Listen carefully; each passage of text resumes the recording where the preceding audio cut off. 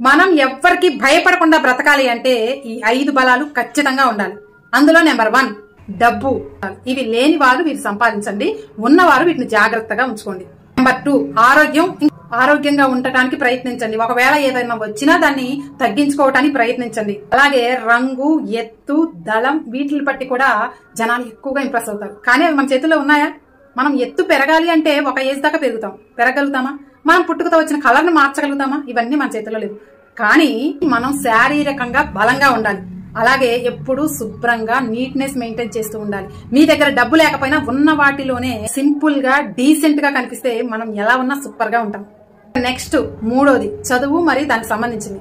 ఈ ప్రపంచంలో అన్నిటికన్నా మనకు కావాల్సింది ఏంటంటే చదువు మరియు గ్రాడ్యుయేషన్. అంటే మనకి ఒక క్వాలిఫికేషన్ రావాలి. ఇంగ్లీష్ లో కూడా మంచి పట్టు ఉండాలి. దాంతో పాటు మీకు వీలుగా ఉంటే హిందీ కూడా వచ్చి ఉండాలి. ఈ 2 లాంగ్వేజెస్ వచ్చే ఉంటే చాలు, తెలుగు ఆటోమేటిక్ గా మనకు వచ్చు. కాబట్టి ఈ 3 లాంగ్వేజెస్ తో ప్రపంచం మొత్తం చుట్టేసి రావచ్చు.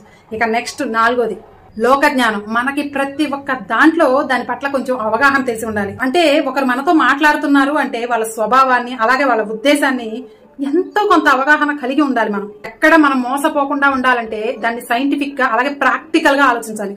కామెడీగా కాంట్రవర్సల్ గా ఉండకండి. ఎందుకంటే అలా చేయటం వల్ల మనకి నష్టపోతాం. తెలియనివి తెలుసుకోవటం అలాగే రానివి నేర్చుకోవటం ఇలాంటి ప్రయత్నాలు మనం చేస్తూ ఉండాలి. నేర్చుకోవటం మన లైఫ్ లో ఎప్పుడూ ఆపకూడదు. ఏదో ఒకటి ప్రతి క్షణం నేర్చుకుంటూనే ఉండాలి. లాస్ట్ 5వది కుటుంబం.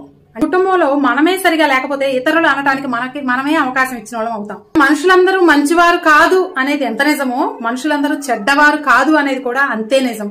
కాబట్టి ముందు మీకు మీ కుటుంబానికి ప్రాధాన్యత ఇవ్వండి, తర్వాత నలుగురికి కూడా ప్రాధాన్యత ఇవ్వండి. ఎవరిని తీసిపారేయకండి. ఈ 5 లక్షణాలు కలిగి ఉండాలి మీరందరూ కూడా. అప్పుడే మనం ఎవ్వరికి భయపడకుండా బ్రతకగలుగుతాం.